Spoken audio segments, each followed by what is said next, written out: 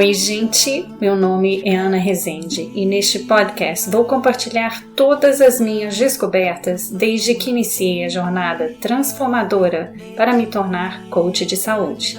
Em cada episódio, vou abordar um assunto diferente que de alguma forma impacta nosso bem-estar, quer seja na esfera física, mental, emocional ou espiritual, porque aprendi que ser saudável é estar em equilíbrio.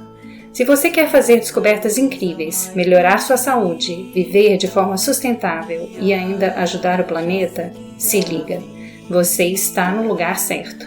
Eu sou Ana Rezende e Bom é o que te faz bem é o podcast da Mama Terra. Toma banho de cachoeira, abraça uma pessoa amiga, corre na chuva, escala a montanha, contempla a vista, transcende, levita. Hoje eu converso com Ricardo Upiano, músico, compositor, diretor musical, professor, mentor e criador de caminhos no meio da indústria criativa. Mas esses títulos são só a pontinha do iceberg. Ricardo é daqueles que atenderam o chamado da vida para fazer diferente e fazer junto. Nascido na periferia de Contagem, em Minas Gerais, ele precisou primeiro conquistar a própria dignidade social, econômica e cultural. E no meio dessa caminhada foi encontrando mestres, saberes, desafios e encantos que acenderam nele a certeza de que dá para viver da arte e o melhor, dá para fazer disso um movimento coletivo. Ricardo nunca se perdeu da própria raiz, pelo contrário. Quanto mais andou, mais entendeu a importância de fortalecer o território das minorias e de compartilhar o que aprendeu. Assim nasceu a Quintão das Artes, um espaço cultural que pulsa diversidade, acolhe minorias e ajuda a transformar sonhos em renda, especialmente para quem sonha viver da arte e da criatividade. Nesse papo, a gente fala sobre tudo isso e mais um pouco, de sua infância, das influências musicais e do maior luxo do mundo, que é mesmo estar em casa, com suas plantas e bichos. Vem com a gente se inspirar nessa conversa com Ricardo Upiano. Oi, Ricardo! Oi, Ana, como vai? Seja muito bem-vindo ao Bom é o que te faz bem. Muito obrigado. Para mim é um prazerão estar aqui com você conversando hoje. Ótimo! Para a gente começar a nossa conversa, eu queria te perguntar o que, nesse momento da tua vida, te faz bem. Pergunta boa essa, né, para começar uma conversa. A primeira coisa que me faz bem é estar aqui conversando com você, vou ser franco. Dá uma emoção. Então, dá a mesma emoção de quando a gente entra no palco, aquela borboleta vem assim, que legal, vou falar alguma coisa com alguém, né? Então, acho que a primeira coisa que me faz bem é estar aqui nesse momento agora. E diversas outras coisas me fazem bem nesse momento, né? E tem me feito bem ultimamente. Uma das coisas que eu tenho gostado muito de fazer é estar com as pessoas que eu amo, sabe? As pessoas aqui de casa, meus familiares, as pessoas que não moram aqui em casa, mas que eu gosto de encontrar também. Então, os encontros têm me feito muito bem nesses últimos tempos, assim. A música me faz muito bem. A música eu vivo com ela todos os dias, né? Eu componho música, eu toco música de outras pessoas, eu escuto música de outras pessoas, né? Ajuda outras pessoas a fazer música também. Então, a música e a arte, no geral, me faz muito bem. É o que eu respiro todos os dias. Eu gosto de animais, gosto de plantas também. Então, tem em casa também animais e plantas, isso me faz muito bem. Amo ficar em casa. É uma coisa engraçada, porque eu amo viajar, mas adoro chegar em casa também, né? Sou aquela pessoa que quando sai para trabalhar fora, eu falo, nossa, tô doido para chegar em casa. Eu adoro o lugar que eu estou, sabe? Que a gente construiu e chama de lá, né? Então, muita coisa me faz bem, mas acho que isso é o principal que me faz bem agora. Ah, é tão bom quando eu falo com alguém que tem uma lista enorme de coisas que fazem bem.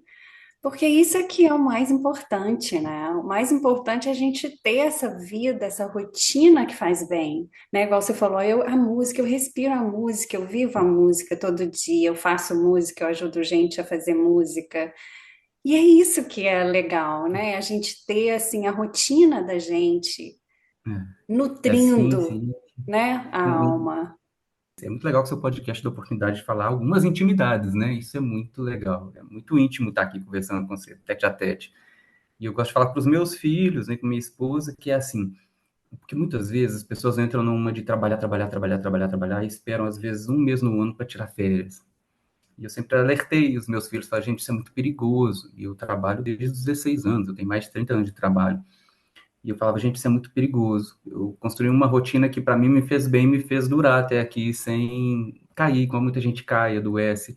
E que eu ficava brincando com eles e falava isso desde criança, que era o modo que eles entendiam como criança, que eu falava, gente, tem que ter trabalho, tem que ter estudo e tem que ter férias todo dia, sabe? Então, eu tento construir com eles uma rotina de que o bem-estar deles, o prazer da vida, ele esteja cotidianamente, né? Não há coisa mais que me deixa mais feliz do que levantar e ver o sol nascendo. Eu sou aquelas pessoas que acordam muito cedo. E se deixar, eu tento acordar tipo 4h30, 5 horas, sabe? O pessoal aqui em casa acha engraçado, porque eu quero ver o dia chegando, sabe?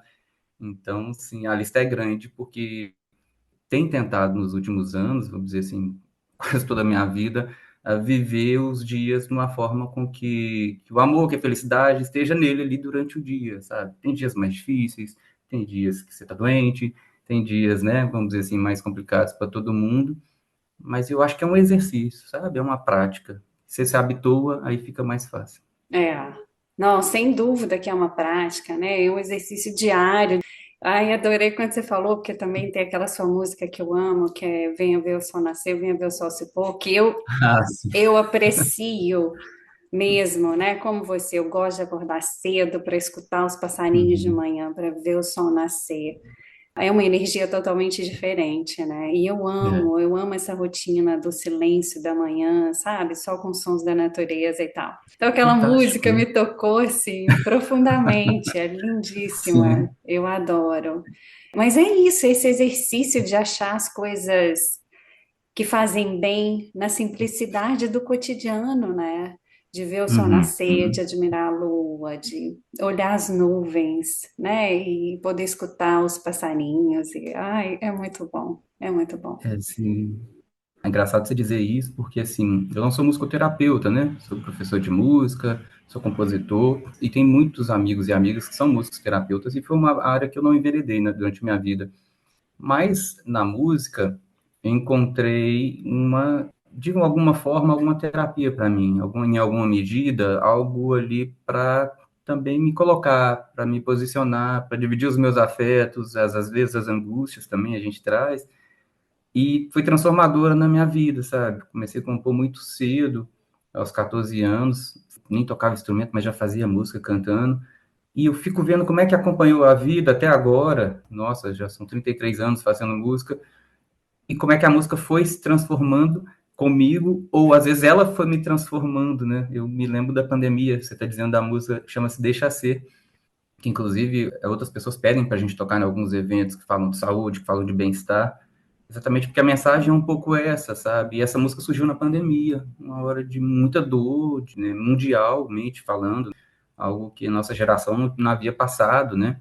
Houveram outras gerações que passaram, a gripe espanhola, outras coisas, mas a gente, poxa, foi sorteado com isso. E nesse momento eu comecei a fazer músicas com mais cura, músicas com mais esperança, porque, assim, aí o papel, né, do músico naquele momento é falar, eu preciso de ajudar a curar também, né? Os profissionais da saúde somos todos nós, o tempo todo. Da nossa saúde e da saúde das pessoas que estão com a gente. Então, na minha forma de fazer a vida, que é fazendo música, o Thiago Peixoto, que é um parceiro meu, que estava fazendo esse disco, que eu fiz a direção do disco e compus as músicas junto com ele, eu falei, cara, a gente precisa de falar de saúde, a gente precisa falar de bem-estar, a gente precisa falar de cura, né? E aí nasceu o Deixa Ser, assim. Foi isso, olhando os sinais, olhando para o universo e falando. A letra da música fala quantas vezes a gente esquece de dizer obrigado, quantas vezes a gente esquece de olhar para quem está do nosso lado, quantas vidas cabem numa mão, né? Porque a gente às vezes joga a responsabilidade da vida no outro, no político, no empresário, é sempre o outro, né? E a vida nunca é nossa. Com minha esposa, com meu filho, com meu colega de trabalho, com a senhora que eu encontro na rua, com a pessoa que está na fila do pão, né? Então deixa ser bem um pouco nesse sentido, assim, ver o sol nascer, deixa ver o sol se pôr, fecha os olhos, escute o rio correr, abra o peito, sinta o amor.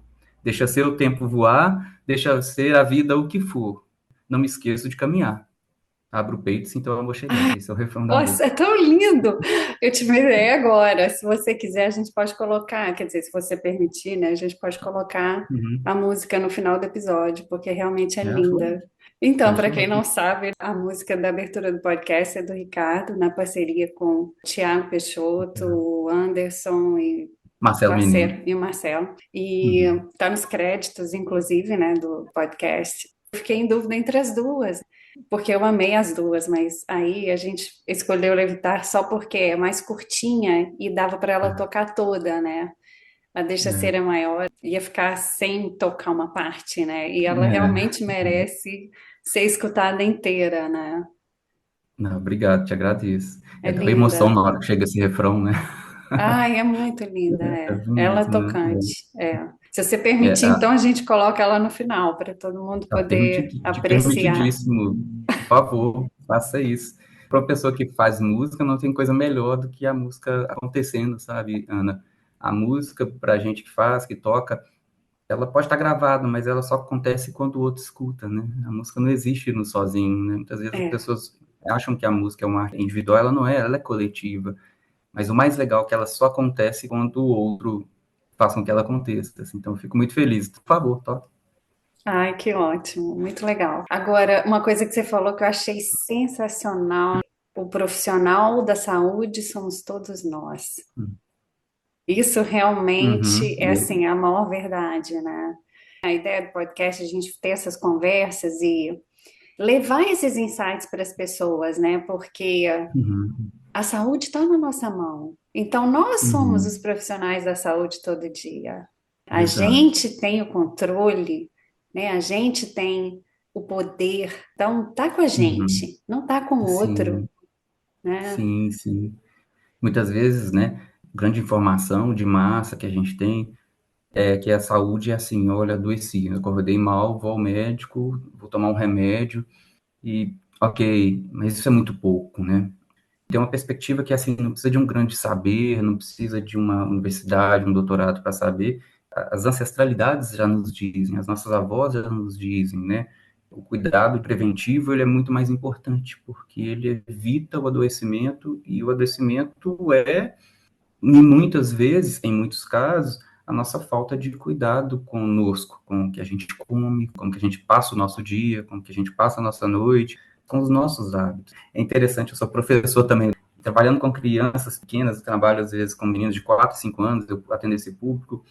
Como professor, eu entendo, e eu trabalho com eles uma matéria que chama Ecologia Sonora, e fala um pouco sobre esse lado de entender o som como algo de saúde, que a responsabilidade de educar ali, na minha de professor, é que as crianças já entendam ali que a saúde está com elas. Dá um exemplo básico. Ecologia sonora, a gente trabalha na perspectiva de entender quais são os sons que nós produzimos enquanto seres humanos. Então, o som de um carro que passa, de um avião, eu falando, a minha voz.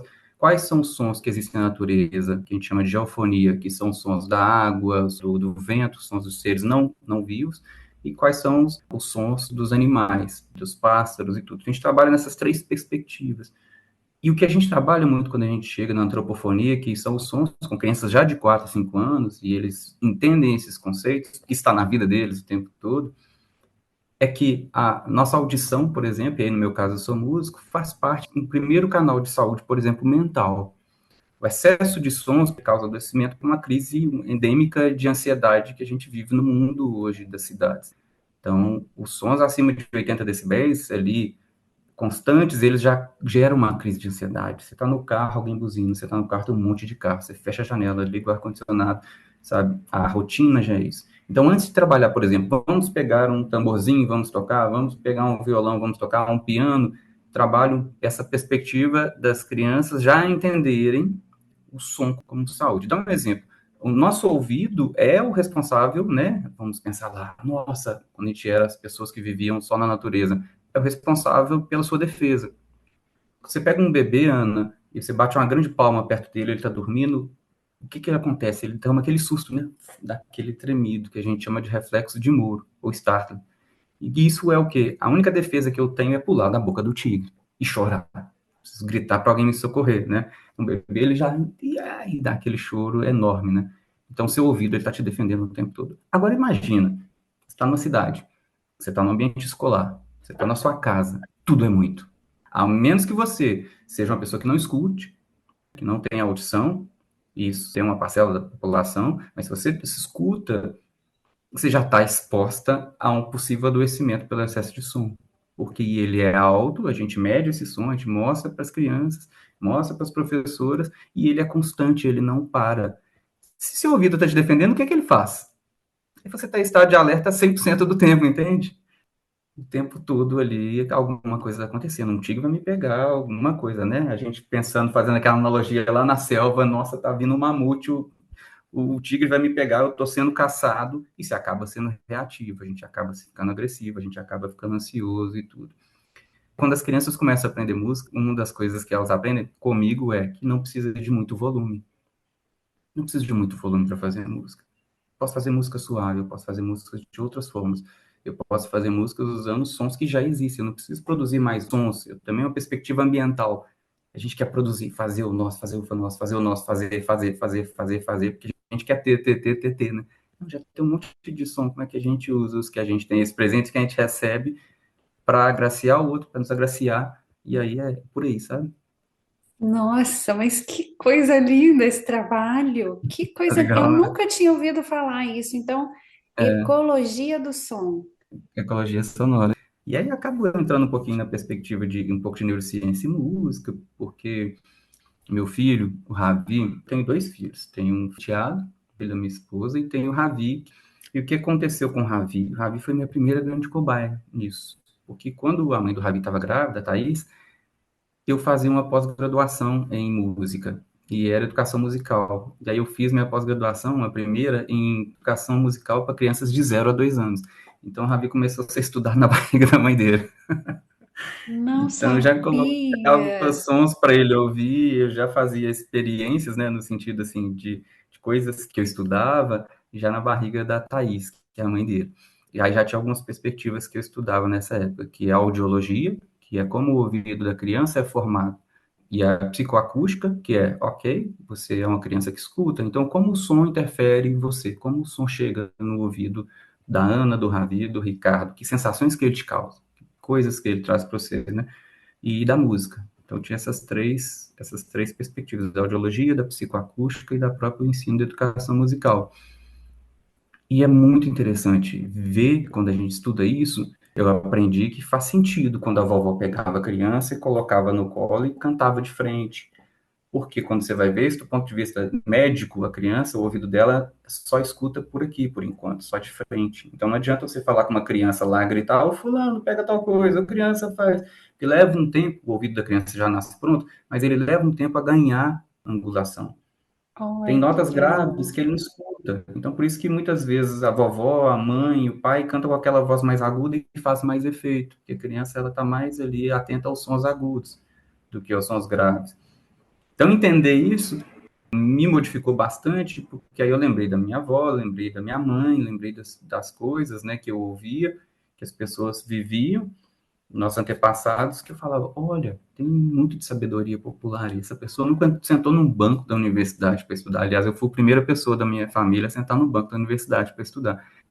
Então, muito do que eu tinha trazido até entrar na universidade era de saberes populares. É engraçado, porque fez efeito para dois lados.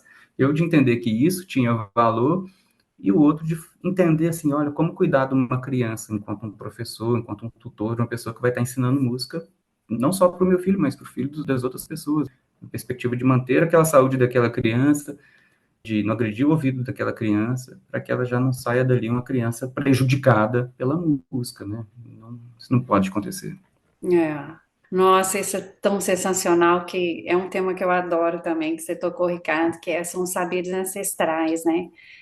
E é tão maravilhoso que você tem a oportunidade de fazer isso com teus alunos na música, né? Trazer a Sim. questão dos sons da natureza, da ancestralidade dessas canções das avós, né? Do que veio sendo trazido Uhum. pelo tempo, né? E eu faço muito isso na questão da saúde, né? Sobre Uhum. as ervas, porque é engraçado como as pessoas. Na verdade, eu acho que foi uma lavagem cerebral mesmo que a indústria fez, né? Que nos últimos, Uhum. sei lá, 150, 200 anos a gente teve essa. entrada da indústria, né, para tudo, para a indústria farmacêutica, a indústria alimentícia e Hum, outras indústrias. E em 200 anos, nesse espectro de 13,8 bilhões de anos que a gente tem nessa Terra, né, a gente acredita nisso como se fosse a única verdade, né, esquecendo aquele saber hum, ancestral que veio nesses 13,8 bilhões de anos sendo muito construídos, tempo. né?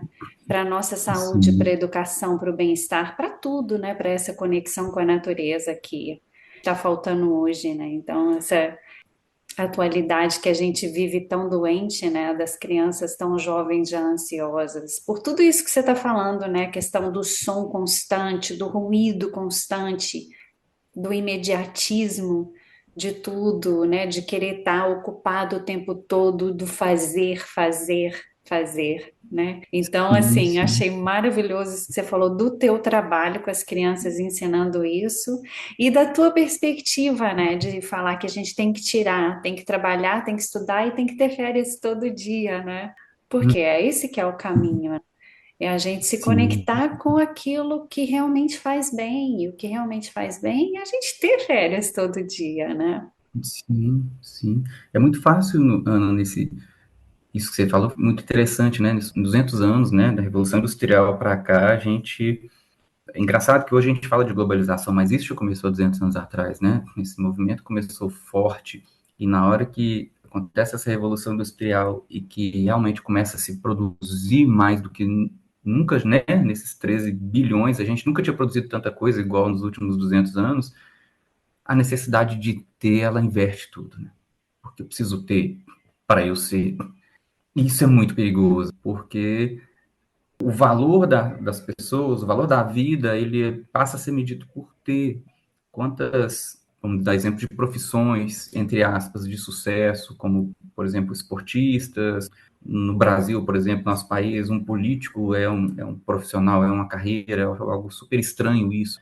Você poder ficar lá 1000 anos elegendo o mesmo cargo e ganhando dinheiro. Então, assim, algumas carreiras a gente olha e você vê o desequilíbrio, assim, influenciadores, influenciadoras. Lógico, não estou falando de todo mundo, né? Não se coloca todo mundo no mesma panela, né? A gente fala de algumas pessoas, mas a gente vê muitas vezes esse desequilíbrio, né? Aí uma pessoa é muito seguida porque ela tem uma Ferrari, o outro é muito seguido porque ele faz aquilo outro. A gente tem uma distorção muito louca. E a gente não tem proteções contra isso, né? É muito legal falar da democratização do acesso por meio do computador, da internet, mas a gente também está exposto a tudo. Eu estou exposto a tudo, minha mãe, que é idosa, está exposta a tudo, meu filho, que é jovem, está exposto a tudo, uma criança, meu sobrinho, está exposto a tudo o tempo todo. E quando isso tudo que a gente está exposto, ele está preocupado em te vender algo, você fazer mais um clique, você gastar mais R$ 1, mais US$ 1, sabe? Tem uma frase do Mujica muito interessante, né, que morreu 2 semanas atrás, que é: quando você está comprando algo, quando você está preocupado com dinheiro, você está perdendo, por outro lado, o seu tempo de vida. Quanto mais você fala assim, eu quero ter aquela Ferrari, então eu vou ter que trabalhar 16 horas por 20 anos, você deixou de viver 16 anos por causa daquilo, né? Então traz uma inversão de valores, e quando eu falo inversão de valores, valores de vida. Uhum. Porque o que é a vida? É esse surfar, né? E sabe como é que eu ensino o tempo na aula de música?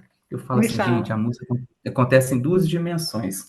A altura, que é o que a gente chama de notas musicais, se um som é mais agudo ou mais grave, e tem uma outra dimensão que ela vem antes de tudo, que chama a dimensão do tempo, que ela acontece nesse momento que eu comecei essa frase e terminei, ela já aconteceu. E aí a gente tem que aprender a surfar no tempo. E surfar no tempo é gostoso, pode ser gostoso, dependendo de como é que você vai para aquela onda. Eu tô bem aqui na onda, nessa prancha deitada, então vou deitar. Não quero prancha, não, vou nadando no peito, para mim é mais relaxante. Se a gente entende o tempo como água, como fluir, né? E eu faço essa analogia pensando que o tempo é fluir, a gente consegue ter uma viagem mais gostosa nesse oceano, né? Sair daqui desse lado e chegar do outro lado. Então, a primeira informação que eu dou de tempo para os meus estudantes, que já são um pouco maiores, eu também dou aula para professoras, é: vamos aprender a surfar no tempo? Aí a gente aprende a caminhar na sala, por exemplo. Como é que eu caminho de uma forma que me faz bem? Como é que eu ponho meu externo para frente, projeto meu externo, respiro, aprendo a respirar, sabe? Então, dizendo isso tudo porque, assim, a gente esquece que a gente está atravessando uma onda, que a gente chama isso aqui de vida, esse tempo, E a música só acontece nesse tempo, a vida só acontece nesse tempo, essa vida aqui que nós estamos falando, terrena, só acontece nesse momento aqui agora. E a gente se distrai, e às vezes fica desconfortável surfar nessa onda, porque eu estou tentando pegar um monte de coisa que eu estou vendo aqui, que me chama atenção, e que eu quero enfiar no bolso e levar naquela viagem. Sabe o que acontece? Você começa a carregar peso demais. Entende? Você sai da sua casa para viajar e não consegue carregar a sua bagagem, é um problema, né? Eu falava isso com os meninos aqui em casa também. Vai viajar, você gosta de muita coisa? Leva o que você consegue. Você tem 5 anos de idade, mas o papai não vai carregar sua mala. Foi um ensinamento muito interessante, que cada um aprende a carregar o seu peso. E às vezes a gente quer colocar coisa demais na nossa mala, sabe? Que eu tô surfando do seu lado, estamos juntos, de mão dadas. Mas aí eu quero parecer mais bonito que você.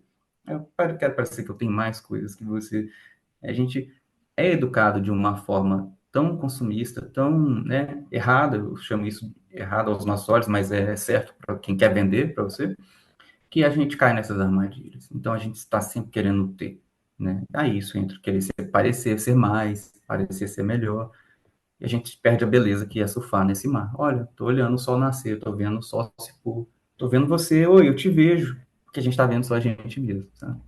É, é. É tão interessante isso, né, que você fala, a gente está vendo só a gente mesmo, né? E isso é uma coisa que me preocupa demais, e eu acho que é importante a gente falar, né? A questão do celular hoje na rotina dos nossos jovens, e cada vez Uhum, mais novas crianças a gente vê com o celular, e a questão de se ver o tempo todo. uhum, Então, eles estão sempre no selfie, eles estão sempre se vendo. se vendo. Assim, ao invés de eu ver o outro, de eu É, ver a natureza, né, de eu apreciar qualquer coisa da isso é paisagem, forte. Isso que você está falando é fortíssimo, né? eu tô no espelho, né? Eu tenho um exemplo prático muito bom, eu dou aulas online. E aí a pergunta, vou fazer uma pergunta para você, Ana, que eu faço para meus estudantes, meus aprendizes, que eu não chamo de alunos, depois eu te conto por quê. Você está se vendo na tela agora? Eu tô, né? Eu tenho um quadrinho pequenininho ali comigo. Ah, oculta sua vista para você ver que legal. Vai lá e oculta sua vista. Olha que legal. Como é que eu faço? Você vem aqui no visualizar, clica no visualizar, Ah, aí deixa eu tem aqui ver. ocultar sua própria vista. Olha que coisa máxima. Ah, você não bota você. Eu não sei como que eu. Não, Ah, peraí, deixa eu ver. no visualizar aí, ó, do lado do REC. Ah, Fantástico. gente, Agora você me vê. fantástico! Você só me vê. Porque numa conversa entre duas pessoas, eu vejo você, eu não me vejo, mano. É, Eu só vejo é. você. Eu tô vendo seu rosto, tô olhando seu cabelo, seu óculos, Aham, eu vejo sua roupa, vejo sua expressão. Então, eu é, passo a dar 100% da minha atenção à comunicação que eu faço com você. O que que os aplicativos fazem? Que a gente tem que pensar que são os mesmos senhores que querem nos vender tudo. Ele é, te mostra você mesmo. Aí que a gente acaba pensando, imagina um jovem, nossa, meu cabelo não tá legal. Aí passa a aula toda assim, arrumando o ah, cabelo. Eu não tô me vendo não, é, tá? Mas eu é, tô fazendo é, aqui pra você ver. Nossa, mas minha blusa, será que tá? Nossa, a blusa da Ana, olha, deixa eu ver a minha comparado com ela. Tem uma coisa entendi. perigosa que é, a gente não aprende a comparar saudavelmente. É, A gente sempre compara com o olhar. Lembra aquela frase que a gente aprendeu cedo, que a grama do outro é sempre mais verde que a minha? é, Essa educação que a gente recebe. Então, quando eu não tenho oportunidade de me ver aqui na tela, eu falo, eu estou com você. Eu faço isso com os meus aprendizes, estudantes. Olha que legal ai, isso. que legal. Me conta por que que você não chama de alunos, você chama de aprendizes. Qual que é? Por causa da etimologia da palavra, né? Hum. Aluno vem do latim significa sem luz. Olha que coisa feia. Ah, não sabia. Quem sou eu para dizer que uma pessoa não tem luz, né?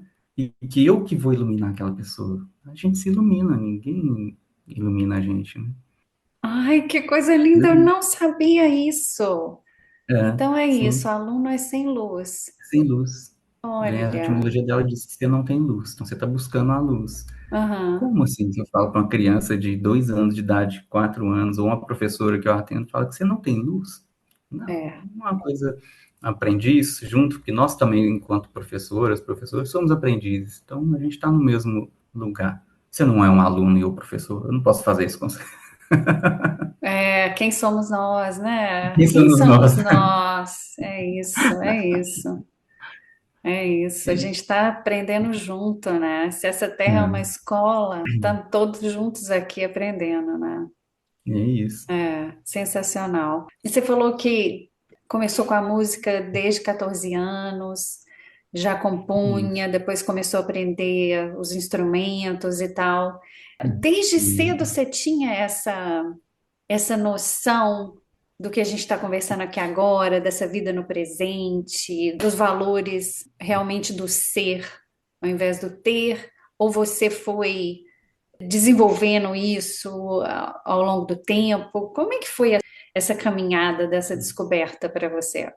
Interessante você falar isso, porque tem coisas que às vezes a gente faz, ou que a gente entende na vida, ou que a gente passa, que a gente só entende depois, né? E muitas das coisas da minha vida foram acontecendo assim, eu fui entendendo depois. Eu sempre gostei muito de música, e lá em casa havia alguns LPs, eu lembro que meus pais escutavam pouca música, mas eu lembro que tem alguns marcos, né? Quando a gente é criança, que você fala, olha, tem aquele marco. Um dos meus grandes marcos foi quando eu liguei a televisão um dia e o James Taylor estava cantando You Got a Friend. Eu não sabia nem o que ele estava falando. You got a friend. Tarararam, tam, tarararam. Então, eu passei anos da minha vida tentando entender o que que era You Got a Friend. Não entendi o que que era isso, eu queria saber, Aham. né? O dia que eu falei, você tem um amigo, eu falei, ah! Gente, eu sabia que essa música era, sabe? Especial, Lembra da né? música, da letra da Lembro música? demais, Ela fala claro. sobre isso, né? Sobre É. amizade, sobre você ter alguém, eu tô aqui, porque você precisar, e deve vier. E essa música me tocou muito. E eu não sabia o que que falava a música. Mas o que que me chamou a atenção? Ver aquele cara sentado ali no violão cantando, e aquela multidão, sabe? Multidão, muita gente, todo mundo cantando junto uma coisa. Então, uma coisa que sempre foi forte para mim depois na minha vida e que anos depois eu entendi, falei, por que que eu gostei tanto de You've Got a Friend? Não sabia que julgar que era uma melodia, se era bonito, se não era. Eu gostei, mas foi conexão de ver um Uhum. cara lá no palco mandando uma mensagem, algo que ele fez, tocando algo ali que ele acredita, né? Quando a gente canta uma letra, a gente está falando aquilo que a gente acredita, e milhões de pessoas estão ali em comunhão com ele, cantando aquilo também. Quando na minha adolescência eu fui descobrir o que que era essa letra, eu falei, gente, eu quero isso para minha vida. Mas Olha. depois do James Taylor, antes de chegar na adolescência, minha mãe saía para trabalhar muito cedo. Minha mãe, ela era cantineira da escola, meu pai era office boy. Então, os dois saíam para trabalhar. Era eu, meu irmão biológico e mais três irmãos adotivos. Então, assim, em casa era meninada e minha mãe dava função para todo mundo. E eu sempre fui muito responsável, até a página 2, porque eu fazia minhas coisas e depois queria gastar um tempo tocando guitarra na vassoura. Porque eu tinha Oh. visto o James Taylor, hora essa, né? Ah, e outra coisa, tinha uma tia que de vez em quando ia lá dar uma força, porque minha mãe, aquela meninada, e ela me dava banho quando eu tinha 4, 5 anos, era pequenininho. E ela colocava o primeiro disco dos Beatles, era o único que a gente tinha, que era o disco bem Ye, Ye, Ye. Aham. Então eu ficava lá dançando, pelado. She's loved you, yeah, yeah, yeah. She loved you, yeah. Então eu tenho uma lembrança muito afetiva com a minha tia de dançar esse disco todo, Eight Days a Week, She's Love You, dançava essas músicas, né? It's gonna hard day, night, I wanna work you like a dog. Dançava isso tudo. Pequenininho, 3, 4 anos, enquanto ela me dava banho. Então tinha essa memória, tanto de quando minha tia ia, quando eu era menor, né? E depois aos 7 já tinha visto o James Taylor, foi exatamente 85, eu tinha 7 anos. Eu passei a ter esse comportamento, Ana. O povo saía, eu ia lá, varria rapidaço, e aí ficava, cada um fazia sua tarefa, fazia a minha e ficava tocando na vassoura. Foi o meu primeiro instrumento musical. E ficava pensando naquilo, Que nossa, que dia, ótimo. criança, né? Que dia que eu Aham. vou tocar com tanto de gente assim e vou fazer aquilo, então. E eu não tive um violão, né, tão cedo. Tive que ter um violão mesmo. Minha mãe conseguiu me dar um violão, eu tinha 14 anos de idade, assim. Mas até lá eu comecei a escrever. Então eu falei, então já posso fazer pelo menos as letras das músicas, né? Cabeça de menino, funcionava assim. Eu colocava um negócio na cabeça e ia.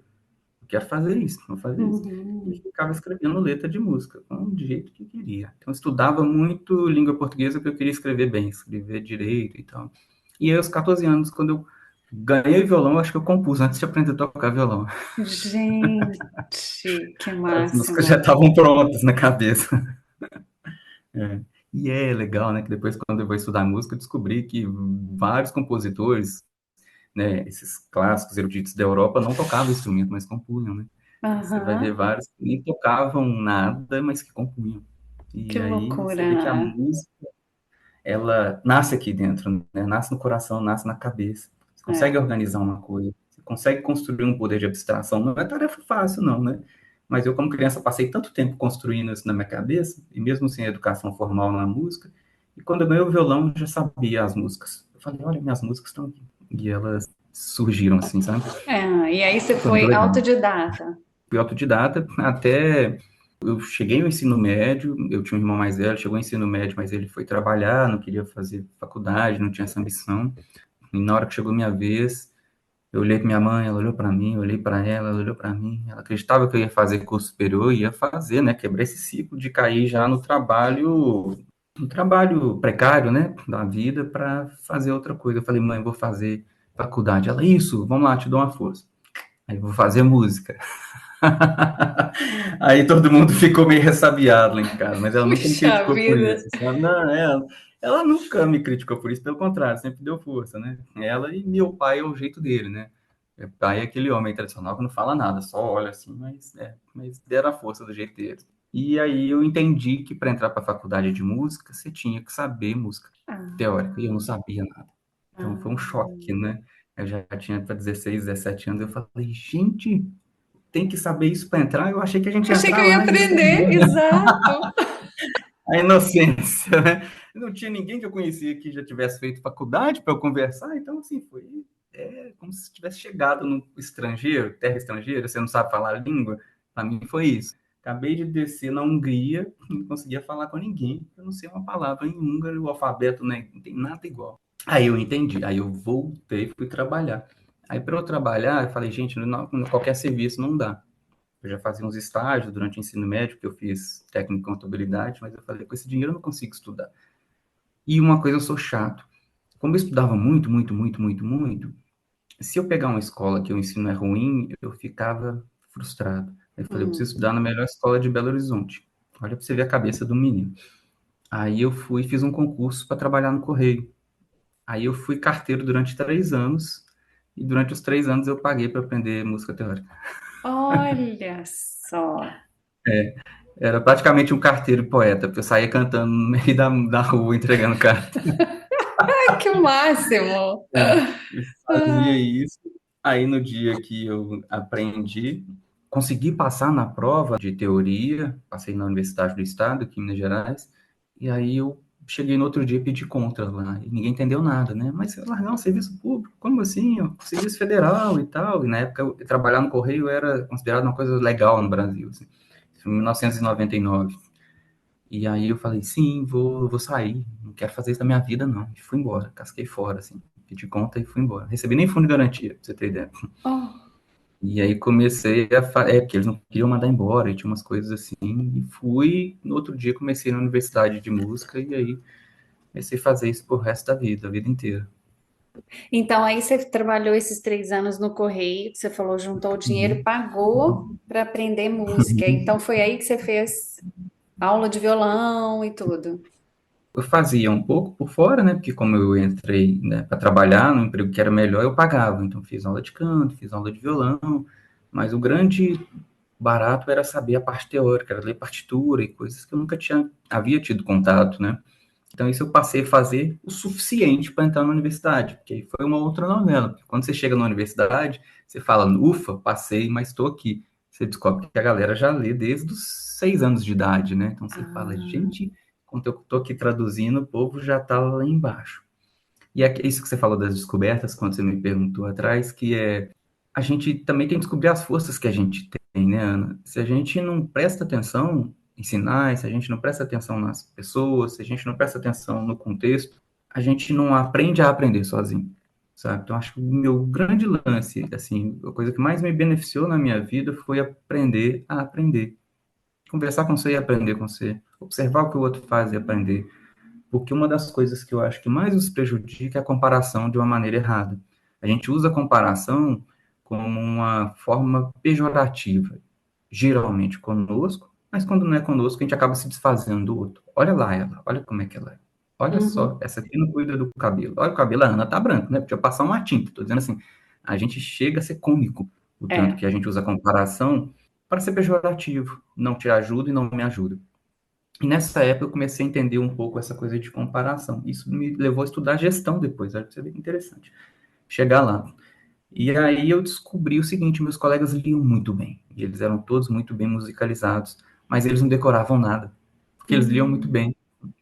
Eu só precisava ler uma vez que eu já sabia tocar música sem olhar. Eu fechava o olho e já tocava. Porque a música na minha cabeça ela já acontecia quando eu E a aí lia, tá né? aqui dentro, no coração, né? Foi. E aí isso te dá poder, no sentido de falar, olha, eu posso. E o poder no sentido da palavra eu posso, né? Porque eu não tinha poder. Hoje a palavra empoderamento ela é usada de uma maneira tão esvaziada, né? E a gente tem que entender que isso parte de poder. E que poder tá ligado a permitir. E aí eu passei a me permitir desfrutar da universidade. O primeiro ano foi horrível, porque eu falava, gente, eu não sei nada. Gente, eu sou muito ruim. Não vai dar. O que eu tô fazendo? Correio, você me aceita de volta? Cheguei até a pensar nisso, né? Eu sou daquelas pessoas assim que você perguntar, você já pensou em desistir? Eu falo assim, sim, muitas vezes. Não tem medo de pensar em desistir, eu acho que faz parte, né, da gente. Porque a gente reconsidera e coloca nosso ego lá embaixo, né? Importante também. E aí, nessa época, foi a primeira vez que eu me senti assim, em termos de um lugar que eu estava, que era novo, um contexto social, econômico social diferente, que eu frequentei pela primeira vez, que era a Universidade de Música, era algo que eu era da periferia de Contagem, que é uma cidade da região metropolitana, imagina, não era nem da periferia de Belo Horizonte, era de Contagem, lá já era periferia. Então, quando eu passei a desfrutar de companhias, de pessoas de outro contexto social e econômico, passei a achar assim, opa, será que eu pertenço? Eu não tinha a sensação de pertencimento no primeiro momento e nem de empoderamento, porque eu não sentia que eu podia, que eu era pior numa coisa, assim que eu pensava até chegar ali. Mas, por outro lado, eu gosto de entender, assim, e é uma coisa que eu faço muito, sabe? De ressignificar. Às vezes as Uhum. pessoas falam, olha o copo vazio, o copo meio cheio. Eu acho que eu já faço isso desde a minha infância. Isso me permitiu superar muitas vezes minhas limitações e dificuldades.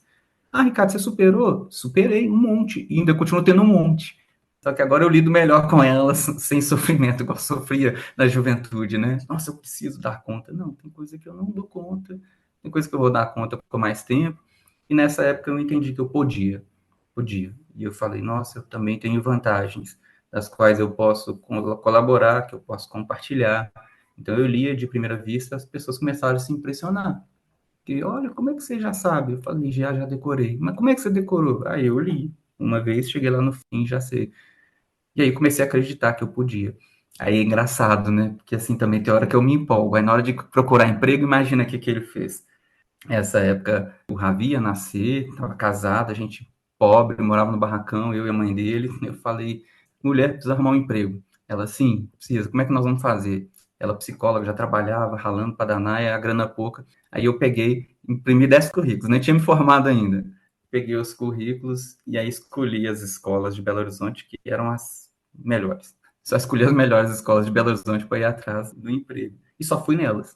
Eu falei, Aham. gente, eu só vou nas melhores e vou, assim. E é engraçado, né? Porque eu olho e falo, gente, tem uma quê de ingenuidade, mas também tem outro, assim, né? De acreditar e de ter esperança.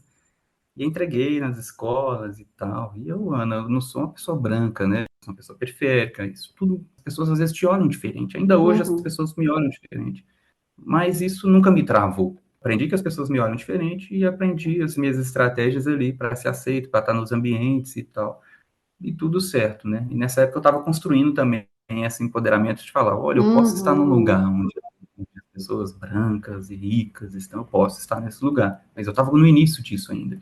Então, mas eu ia muito sem graça, mas ia, porque a timidez nunca me travou, né?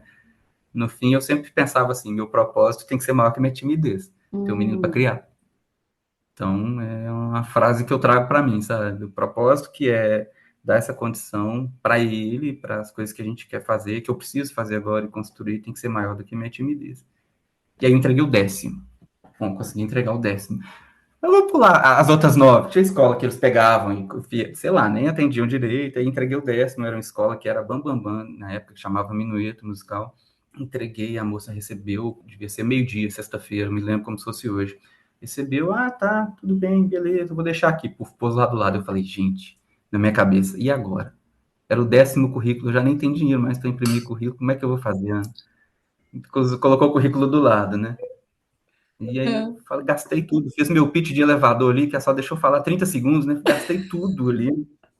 E aí, na hora que eu tava saindo da escola, escutava a voz, Ricardo. Aí eu olho para trás, ela chamava Ana, era minha professora da universidade. É. E a Ana era minha professora de teclado da universidade. O que você está fazendo aqui, menino? Eu cheguei lá todo mal arrumado, falei, Ana, o que você está fazendo aqui? E era muito legal, porque a Ana, ela era uma professora, era a mais jovem da universidade na época, e ela era uma jovem que migrou, que veio de São Paulo, morava sozinha, que tem uma pessoa que super jogava para frente, e que jogava a gente para frente também na sala de aula na universidade. Então a gente acabava conversando, né? Tinha mais liberdade para conversar com ela. Ela, o que que você está fazendo? Eu falei, eu vim trazer currículo, estou procurando emprego e tal. E aí ela falou, olha que legal, cadê o currículo? A moça da secretaria deu, ela olhou, ah, que legal, vai ter umas trocas aqui ano que vem, se vai ser novembro, eu formaria em dezembro, se já era novembro. Ela falou, ah, vai ter umas trocas ano que vem, quem sabe você não dá aula, você dá aula de quê? Eu falei, de violão. Ah, legal, vamos ver. Fui embora todo esperançoso. Cheguei lá, contei Thaís, nossa, minha professora estava lá, que legal, foi massa, me recebeu, porque não tinha sido recebido direito nenhuma das outras 9. E aí, eu super empolgado. Aí, na sexta-feira, 18 horas, assim, 5 horas depois, ela me liga da escola. Ô, Ricardo, tem como você dar uma aula experimental aqui na segunda-feira? Porque o professor vai ter que sair e tal, tal, tal. Hoje é um professor que é guitarrista, ele é super famoso e tal, e ele estava saindo da escola. E aí eu fui lá dar aula na segunda-feira. Aí fiquei lá 3 anos. Aí eu Que cheguei lá, dei aquela aula e máximo! fiquei 3 anos. E fui trabalhar nas escolas legais de Belo Horizonte. Trabalhei depois no Colégio Padre Machado, trabalhei no Crepúsculo, que trabalha com reabilitação, pessoas com deficiência, e todas ali no Funcionários, na Savassi. Aí fiquei trabalhando ali. E foi muito interessante, assim, sabe? Então, essa coisa de entender a transformação de que a gente é capaz, eu acho que ela tem que passar por nós, né? E ela me levou a fazer coisas na minha vida que hoje eu sou uma das pessoas fundadoras de um espaço que chama Quintal das Artes. O Quintal das Artes, ele é aqui em Belo Horizonte, mas a gente atua com formação e empreendedorismo na área criativa, para artistas e pessoas que são oriundas de minorias representadas. Então, a gente trabalha com Uhum. pessoas pretas, mulheres periféricas, né, mães, população LGBTQIA+, pessoas quilombolas. E hoje, na Quintal, que é uma associação, não é uma empresa de fins lucrativos, o que que a gente faz? A gente ajuda as pessoas a construir isso. Porque hoje fala-se muito de empreendedorismo. Só que o empreendedorismo, no Brasil, ele vem muito para formação e criação de mão de obra, às vezes, precária. Uhum. Ah, você vai fazer isso para você entrar numa indústria e trabalhar lá. Vai fazer isso para você entrar numa indústria e trabalhar. Vai trabalhar na farmacêutica, você vai trabalhar na engenharia, mas você vai trabalhar ali como, né, dessa revolução industrial que a gente fala, né? Ela ainda está acontecendo, embora agora ela já está transformando em outra coisa. Então, a gente trabalha com isso. A Quintal das Artes, o que que ela faz hoje? A gente tem cursos com bolsas de 50% e 100%. A gente faz o questionário com as pessoas, entende a realidade delas, acolhe essas pessoas, tem suporte psicológico, que isso é necessário, né? Como eu vim oriundo disso, eu sabia o tanto que às vezes poderia me ajudar a ter esse suporte, para vencer me empoderar antes, né? Não precisava Uhum. ficar 22 anos para entender algumas coisas, ter discussão, ter gente para fazer troca, e eu tinha, mas ao mesmo tempo faltavam outras pessoas para me ajudar a fazer algumas reflexões. Então, as pessoas têm acesso a cursos de arte e cultura, e a gente tem projetos e programas, por exemplo, a gente tem uma trilha de aprendizagem e mentoria, que a gente abre editais todo ano com esse perfil, a gente tem pessoas curadoras, essas pessoas, elas selecionam as pessoas por vários critérios, e a pessoa fica ali, no mínimo, 6 meses com a gente fazendo esse processo. E aí isso já tem a Quintal Espaço Físico desde 2020, fez 5 anos esse ano, mas eu já faço esse trabalho desde 2014. Então, a gente tem vários casos, assim, de reproduzir um pouco do que eu passei na minha realidade. Então, a gente tem casos de grupos de mulheres que moravam em ocupações urbanas, que hoje tem um grupo de dança, já foram dançar na Espanha, uma faz parte do Balé Nacional de Madrid hoje. A gente tem casos de gente que faz macramê, que hoje tem uma empresa. Então, a gente Nossa. trabalha com impacto social, sabe? Ai, até Muito, arrepiei agora. Ah. né? Essa é meu principal chamado, minha principal missão hoje é estar na Quintal das Artes e reproduzir um pouco dessa história toda que eu te contei de vida, né? Isso me mantém motivado, isso me mantém vivo, isso me mantém transformando todo o tempo, sabe? Todo o Uhum. tempo isso me transforma, porque eu lido com histórias, às vezes muito mais difíceis que a mim, Uhum. entende? Que eu olhando para trás, eu não acho que a minha história foi difícil, sabe? Eu acho que eu mantive aquela cabeça de criança, assim, que eu achava tudo fazia parte. E quando a gente começa a achar que tudo faz parte, dói menos, né? Você tira muitas Exatamente. dúvidas da cabeça, né? Você tira dúvidas da cabeça. E eu acho que o meu grande segredo, que eu só descobri, tinha quase 40 anos de idade, era que tudo que eu passei fazia parte da minha vida. Então, nunca me travou, sabe? Aos 13 anos, eu perdi o meu melhor amigo num acidente de bicicleta. Quando ele morreu e eu assisti a morte dele, infelizmente, eu fui socorrê-lo. E quando ele morreu, eu pus uma coisa na minha cabeça que era assim, ele chamava Anderson. O que você não viveu tem que viver, Hum. sabe? Porque eu tenho a oportunidade de estar aqui. Esse é um outro momento na minha vida que eu falei assim, tudo faz parte, E sabe? a questão de dar valor, né, Ricardo? Poxa, ele Tudo não faz parte. teve condição de fazer como que é importante a vida, né? Com que Exato. oportunidade que eu tenho que ele não teve, né? De Sim. Isso que aproveitar eu, tudo isso. isso que eu falei da onda, né? Se a onda dele foi curta e eu vou continuar surfando um pouquinho mais, já tem mais de 30 anos que eu estou surfando desde a morte dele, tem que fazer da minha vida algo que vale a pena, né? É. E aí chega um ponto que você fala, eu consigo fazer também da vida de outras pessoas melhor. Acho Ah, que o é. meu chamado hoje, minha missão é essa, na Quintal. Então a gente tem se esforçado de várias formas, não é uma empresa de fins lucrativos, então a gente, eu, Violeta, Shirley e outras pessoas, Isabelle, Leandro, que são as lideranças que estão na frente da Quintal, a gente se esforça para captar de diversas formas, públicas, privadas, doações, de alguma forma, para impactar, sabe? A gente precisa impactar a vida das pessoas. Então, a Quintal não é uma associação que fala assim, a gente chega em 20 mil pessoas. Ah, não, a gente não faz isso. Por quê? Eu entendo que assim, o cuidado e a ajuda, ela tem que ser próxima, sabe, Ana? Não Uhum. posso sair falando só para conquistar dinheiro. Ah, eu chego na empresa e falo, nossa, eu atendo 20 mil pessoas. Não, não atendo 20 mil pessoas. Não adianta eu dar um curso para um aprendiz ali, para uma pessoa que tem várias outras necessidades de 2 horas, 3 horas, falar contribuir. Às vezes sim, isso contribui. Mas o cuidado, na minha perspectiva e na perspectiva da Quintal, é assim, tá, mas eu vou continuar te acompanhando. Uhum. Então a gente acompanha as pessoas ainda 2 anos depois que elas saem. Como é que tá? Isso impactou como? Isso impactou, por exemplo, na sua rede familiar, na sua rede de apoio? Entende? Você se revelar que você vai ser uma atriz. Ah, antes eu não tinha apoio, agora eu tenho. Ah, que ótimo. A sua renda aumentou? Ela melhorou? Não, melhorou, tá melhor nesse sentido e tal. Então a gente continua dando suporte para essa pessoa. Que a gente quer que ela saia, por exemplo, da assistência social, né?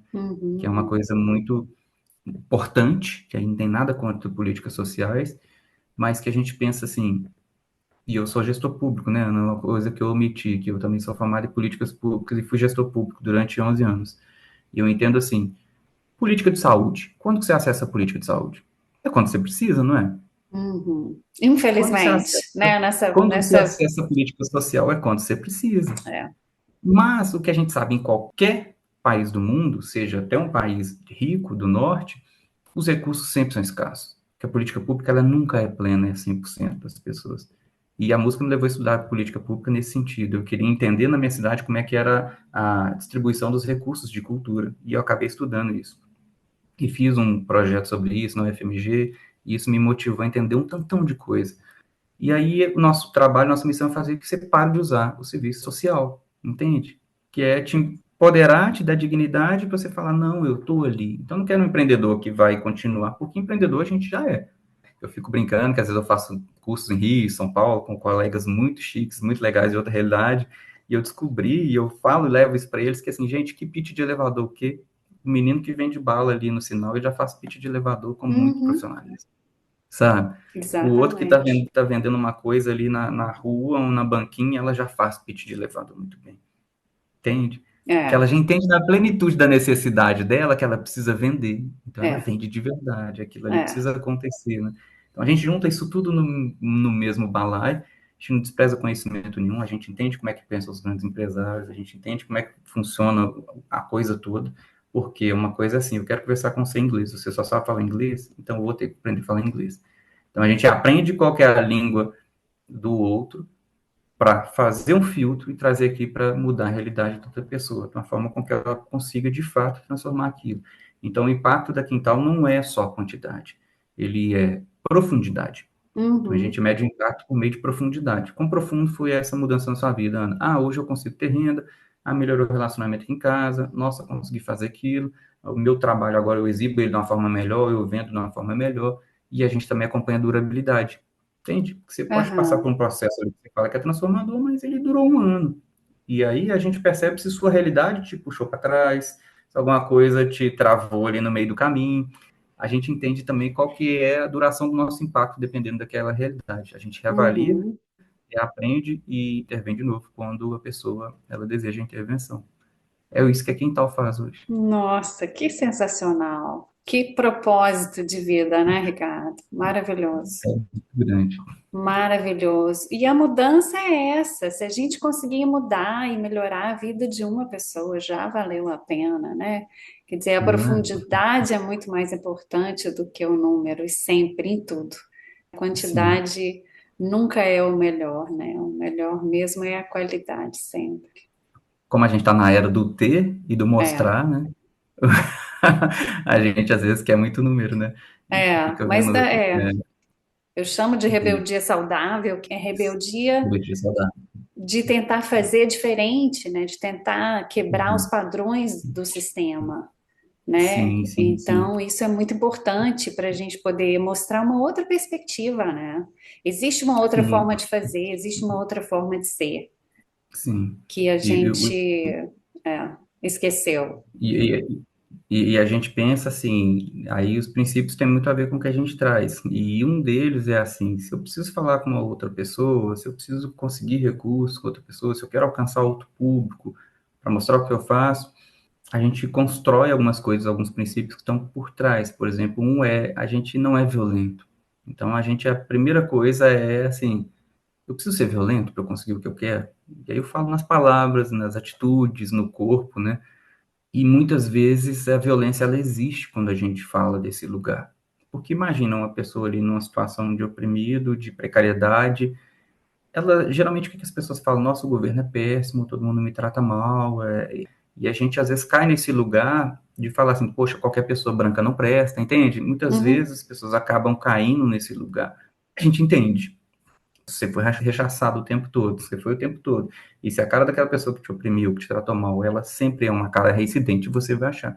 Da mesma forma que a pessoa branca, muitas vezes, andando num lugar super legal, ela acha que toda pessoa preta é um potencial assaltante, que tem alguma coisa isso. errada, tô Uhum, cismado, sabe? São coisas, então, nos princípios da Quintal, a gente traz coisas que a gente entende que são sistêmicas, que já estão aqui, igual você falou, né? Em 200 anos, a gente conseguiu arrebentar um monte de coisa. Por exemplo, preconceito racial, se fala nele há 200 anos, não mais que isso. Isso não, nem se falava, isso não era assunto, né? Existem de vários outros preconceitos e racismos e outras coisas muito mais antigas, mas hoje isso ganhou força. Hoje, as coisas, quando elas estão nos Estados Unidos da América, elas ganham foco, né? Hoje é uma potência mundial. Então, quando a gente vê discussões lá, a gente acaba, como país que segue muito, que está muito conectado, reproduzindo. Hoje, por exemplo, nas políticas raciais no Brasil, já se entendeu que a gente não deve fazer política racial como os Estados Unidos da América faz. Aqui a gente já vê de outra forma, a gente vem de governos que tentaram construir que não existe racismo no Brasil e tudo. Então, esses são chamados nas ciências políticas de direitos de solidariedade, né? A gente teve primeiro direitos civis, essa discussão, depois os direitos políticos, né? Com o sufrágio feminino e outras coisas, e hoje a gente vive os direitos de solidariedade. O Brasil é bebê, é neném, os direitos de solidariedade. A gente está uhum, engatinhando isso, né? Há pouco tempo a gente tem pessoas que fazem parte das minorias das universidades, né? E às vezes o que eu percebo é que aí a gente chega e vem com muita força, mas a gente precisa melhorar o diálogo, sabe? Porque eu só consigo melhorar a realidade se eu consigo sentar com todo mundo e conversar com todo mundo. E aí há um grande problema que eu vejo no mundo que eu conheço, onde eu frequento, de ouvir, sabe? E de ceder, e de entender porque as coisas acabam sendo violentas, né? Falando de política, né? Que passou nos Estados Unidos, passa no Brasil, passa em vários outros. Você é uhum. para ou você é ímpar, você é X, você é Y, né? A gente perdeu a capacidade crítica de observar as coisas e pensar, opa, e o que que não é X no que é Y, né? O que que é bom numa coisa que não é, né? A gente não quer responsabilizar muitas vezes, quem às vezes deveria ser responsabilizado, né? Eu digo isso, eu falo, por exemplo, de às vezes de redes sociais e pessoas que vendem um monte de coisas. Hoje no Brasil a gente passa discussões de bet. Imagina num país com educação precária como a nossa, as pessoas apostando, ela já não tem dinheiro, ela aposta tudo. Tem gente que pega o cartão da outra pessoa e aposta. Então a gente precisa rever muitos valores, sabe, Ana? Acho que tudo está perdido? De jeito nenhum. Mas é o que eu estava falando sobre a Quintal. Eu consigo atuar em uma pessoa fortemente. Se eu alcanço uma mãe, e falando especificamente que o poder das mulheres é muito maior em termos de alcance, porque a mulher Uhum. está sempre mais disposta a conversar, a comunicar e a transformar o mundo, né? É menos, te falo como homem, a mulher é menos egocêntrica que o homem sempre foi, todas as mulheres que eu conheço são. Eu sou de uma família matriarcal, então eu percebo assim que a gente precisa alcançar. Se eu mudo a vida de uma mulher para melhor, nossa, impacta a vida de um monte de gente. É, é. A possibilidade, né, de passar isso para os filhos e levar para gerações que virão, É né, muito, é muito grande. é muito É. forte. Eu vim da família matriarcal que eu falo assim, tudo que a gente conseguiu conquistar veio por meio dessas mulheres. Sabe? Uhum, Minha mãe, as tias, a avó. Ana, sem ter, às vezes, o que comer, sabe? uhum. Elas transformaram a vida da minha família para melhor, assim, de uma forma que elas conseguiram transformar elas. E só a força feminina, sabe? O caminho feminino de fazer as coisas, sabe? Uhum. É maleável, mas ao mesmo tempo é consistente, é forte, sabe? Então a É gente foca forte sem ser é, violento, né? sem ser É violento, uma força, exatamente. é uma força, Sem ser violento. é, é uma força com amor, Isso. né? É Sim, diferente sim. mesmo. Então é isso. Nossa, falei um tanto, hein, gente? Nossa, mas eu tô apaixonada pelo esse projeto da Quintal. Achei fantástico, achei fantástico. Fisicamente, o espaço, você falou que já está há 5 anos, né? Com o espaço, onde Sim, que ele é? sim. Ele fica no bairro Salgado Filho, que é na região oeste aqui de Belo Horizonte. Ele tem um espaço, uma sala de ensaio, sala de aula, um espaço alugado. A gente atende pessoas de várias periferias aqui, pessoas do entorno dali. A gente pensa região do Barreiro, região de Contagem, Quilombo Mangueiras, que fica lá quase em Santa Luzia, e outras Uhum. cidades, por exemplo, Pedro Leopoldo. Tem várias periferias conectadas conosco.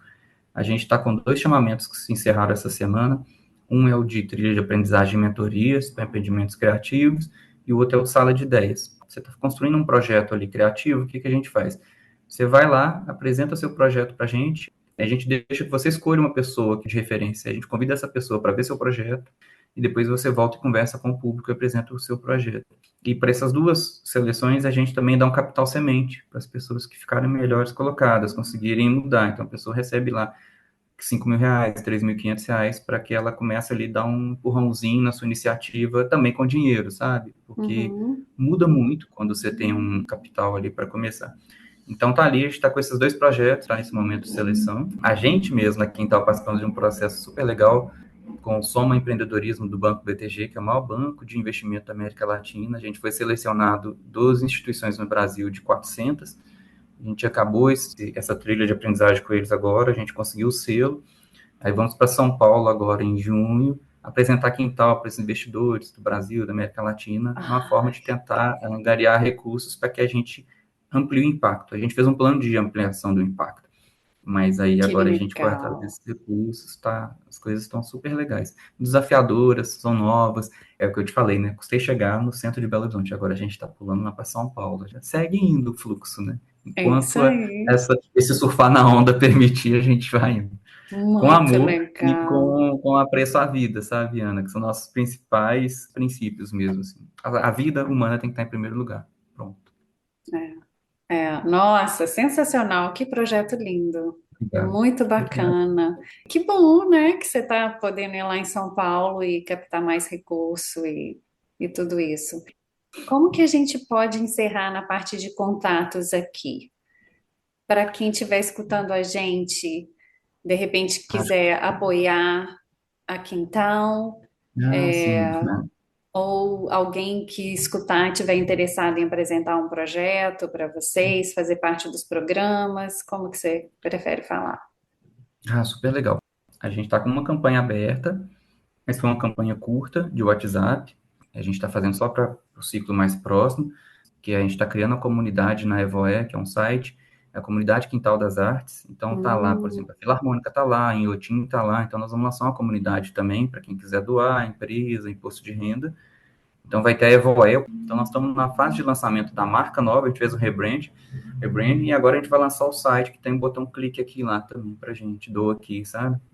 que Mas o arroba ótimo. Quintal das Artes, depois dá uma olhada no arroba Quintal, e o Quintal é com TAO, Quintal. Aham. Isso eu vou te contar no outro dia, se a gente voltar a conversar, porque as artes marciais entraram na minha vida aos 4 anos de idade, por isso que o tal tá aí.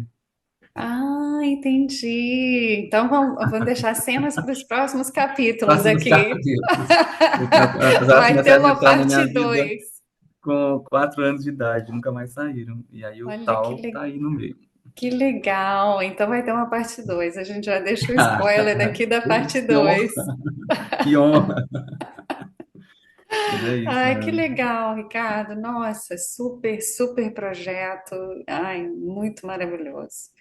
Muito Excelente. feliz. Fantástico isso. Uma coisa que você falou, e tem tudo a ver com o deixa ser, né? Que tudo faz parte. É o deixa ser, é a gente aceitar as coisas como elas são e enfrentar dessa forma, né? Quer dizer, Uhum. vamos em frente, vamos surfando e Vamos deixa surfando, ser. E deixa não ser que é? tudo vai fluindo, né? E vamos carregar só que a gente pode carregar, né, Ana? Exatamente. Não Nossa, precisa isso é carregar nenhum chave. mundo nas suas costas e nem querer levar coisa demais, pedra preciosa demais, coisa demais, porque isso vai dar peso pra gente, né, na viagem. A É, viagem não fica gostosa. exatamente. Nossa, isso aí, sensacional, lindíssimo. Amei, amei esse papo. Eu Adorei. que agradeço primeiro pelo convite, agradeço pela troca, né, pela conversa. Desculpa se eu falei demais, mas eu também agradeço a você por ter me ouvido e agradeço quem está ouvindo o podcast também, né? É sempre uma honra, um privilégio poder falar, né? Eu brinco que a gente tem dois ouvidos e uma boca, né? Então é melhor sempre ouvir, é mais assertivo ouvir do que falar. Mas eu confesso que eu falei muito, porque eu fiquei muito à vontade, fiquei muito feliz de estar aqui. Então, obrigado, Ai, que gratidão. bom. E esse espaço é para vocês falarem mesmo. Então, eu fico feliz que você conseguiu falar bastante. E é muito sucesso para o projeto. Tá joia, Ana. Agradeço demais. Grande Obrigada. abraço. Beijo. Conforme prometido, para vocês, a música Deixa Ser, de Ricardo Piano e Tiago Peixoto.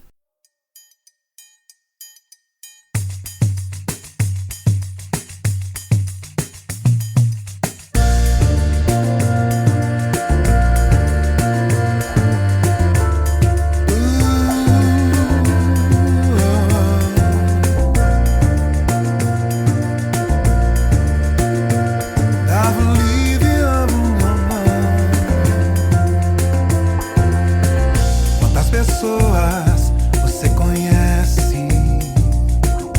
Quantas vezes se esquece de dizer obrigado? Quantos sorrisos acha que merece? Quantas vezes se esquece de quem está do seu lado? Quantas vidas cabem numa mão? Quantos frutos você tem cultivado? Quantas coisas você conquistou? Quantas outras já deixou de lado? Venha ver o sol nascer. Venha ver o sol se pôr. Feche os olhos, ouça o rio correr. Abra o peito, sinta o amor. Deixa ser o tempo voar. Deixa ser a vida o que for. Não esqueço de caminhar. Abra o peito, sinta o amor chegar.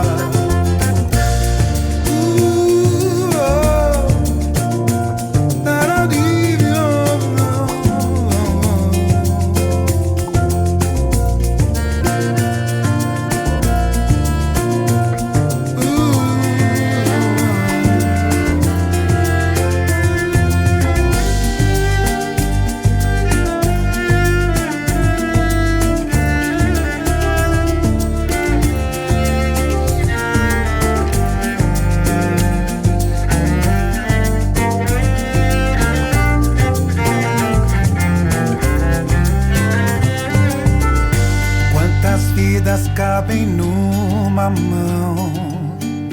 Quantos frutos você tem cultivado? Quantas coisas você conquistou? Quantas outras já deixou de lado? Venha ver o sol nascer. Venha ver o sol se pôr. Feche os olhos, ouça o rio correr. Abra o peito, sinta